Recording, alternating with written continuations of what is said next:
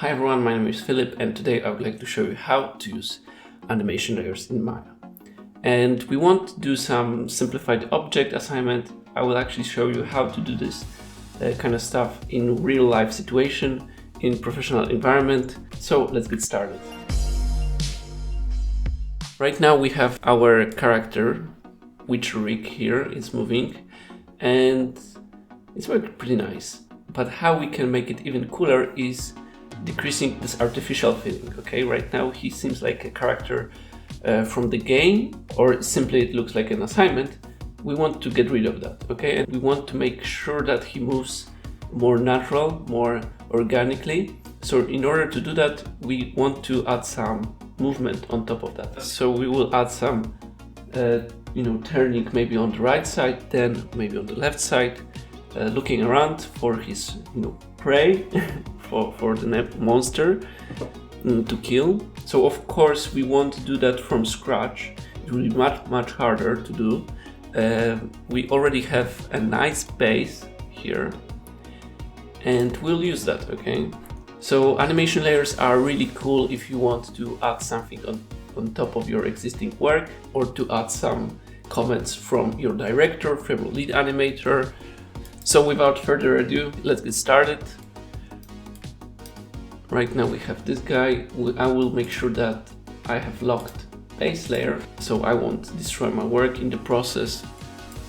Before starting out, I will just create an S, on my 0 point, okay, with the 0 value. So whenever I'm not sure if I've done correct work, I can always go back to my 0 state, okay. And I want to create a head turn from this moment until this moment, okay. So let's rotate his head. It would be also cool to use some additional animation reference for that, but right now we will do this really quickly. So I'm using both head and neck, but also remember, you don't want to only move one body part because it will look artificial. We also want to add this movement on top of the chest and hands and maybe even hips. Okay, I think I haven't. Yes, I didn't add that. So I will just add the whole object, whole character.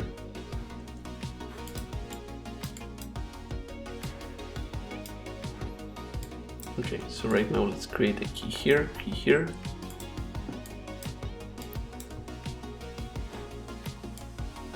And right now we have this head turn for head and neck.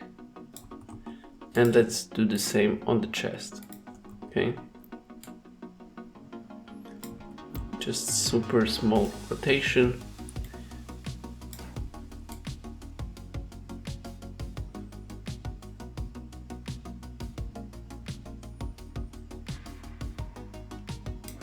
And important thing about creating such a head turns is we don't want to go back immediately to our basic state, okay? We don't want to do that.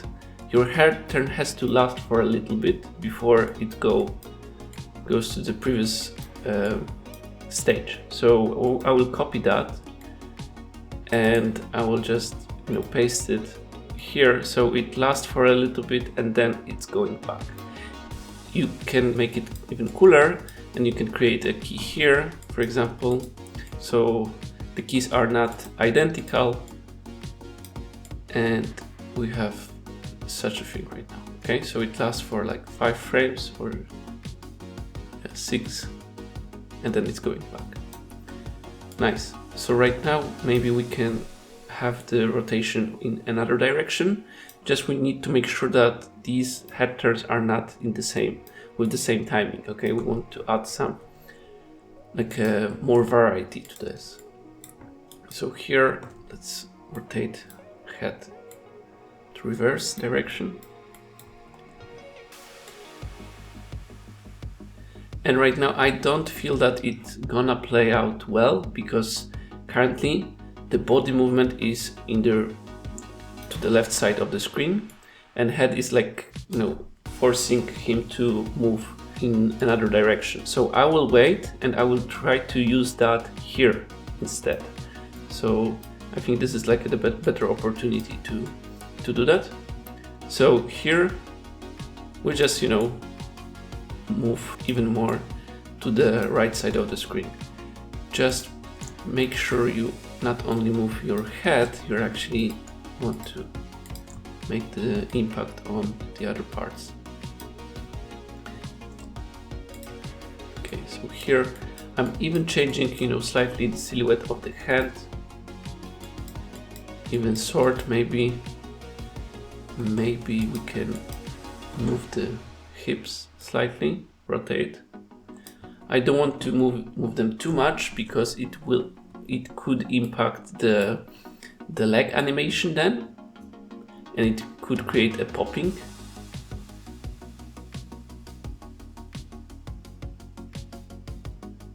Okay, so right now we have head turn here on this direction. It seems like this movement right now is too fast, so I will just delay this. And okay, I think here we can use this movement as an opportunity to go back, because I don't want to fight between those movements, because right now this movement will be on the left side, so I'm waiting for the chest to also go to the left side in my base animation. Okay, so here is going to the previous position, and I think this head turn could be much faster because of that. Okay, here we have already something slow, so the first one will be much faster, and especially that the range of the movement is much smaller, so we can do that, of course. And maybe we can add even one small head rotation here. Okay, so for example, he can just look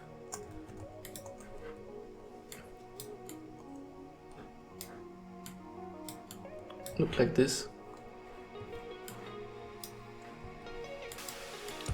Just important, note here to really remember about animating more than one body part. And if you want to just animate one small head rotation, then of course you can do that only with head, but it really has to be, small one, because with the bigger movements it won't look natural. Okay, and right now we can also check out the curves, because I think that we can have some noises there. Okay, let's go here. And of course, yes, I was right, because here currently what is happening is my spline keys are exploding. So for example, here the tangency doesn't work correct. So I have to select this, press Auto key, and I already see that, well, here's some mistake. I will just copy this to here. And also to here. So it will go back to the basic state. Well, sometimes this overlapping action, like this tangency issue, would work out well in such a situation here, because it will create this overshoot effect. But most of the time, we want to make a conscious decision, not like a random one. We don't want software to drive your animation. So here it looks fine, and we are right now, starting in the same position, and we are finishing also in the same state.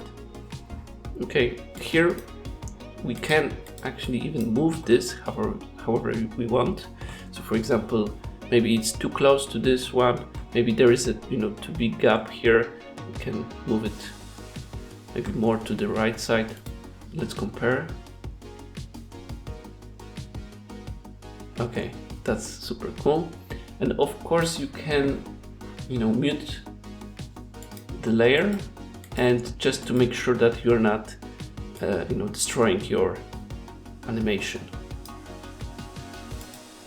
So it's always nice to just mute layer for a while and have a quick glance on the base animation.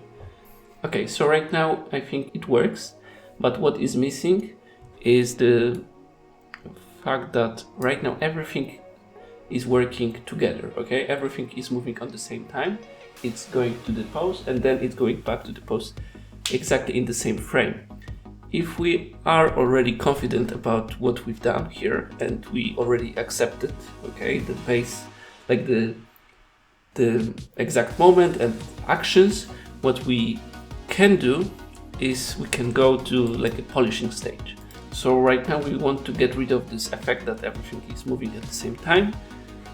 So right now we want to just offset body parts to make sure that, for example, head is moving first, and then neck, and then chest, okay, and maybe hands at the end.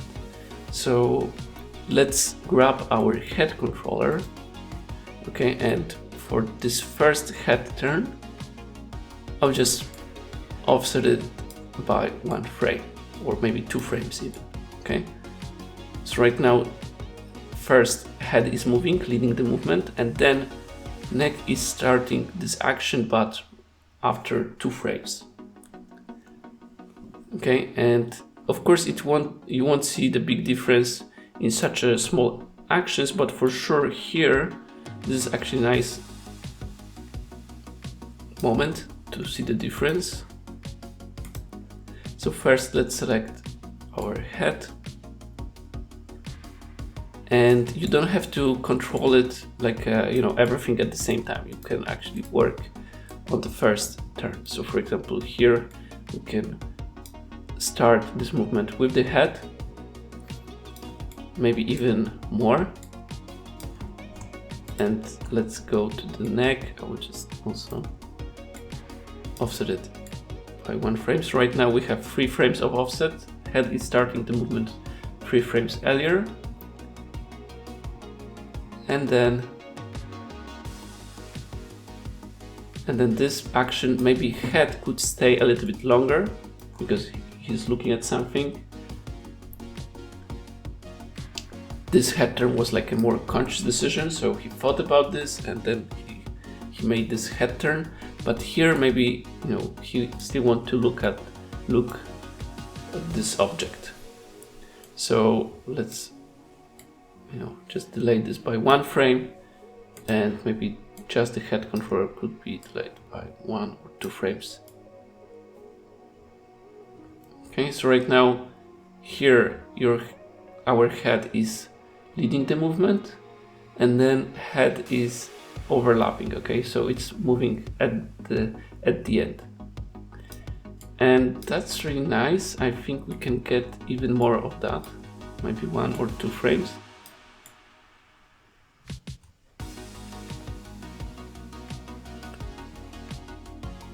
And here as well.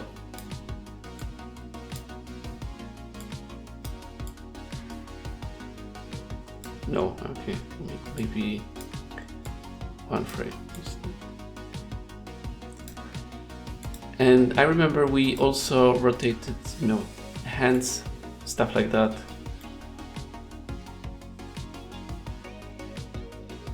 So here I think hand should lead the movement. And here also should lead the movement.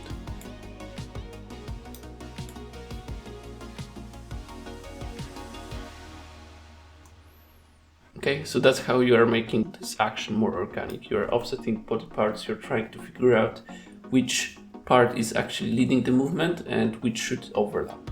And don't take it, as a rule to always lead with the head, because actually it depends from the action. Sometimes hips are leading the movement. Sometimes if there is a thought process, head could lead the movement. Sometimes if there is some action, with the hand also can do that.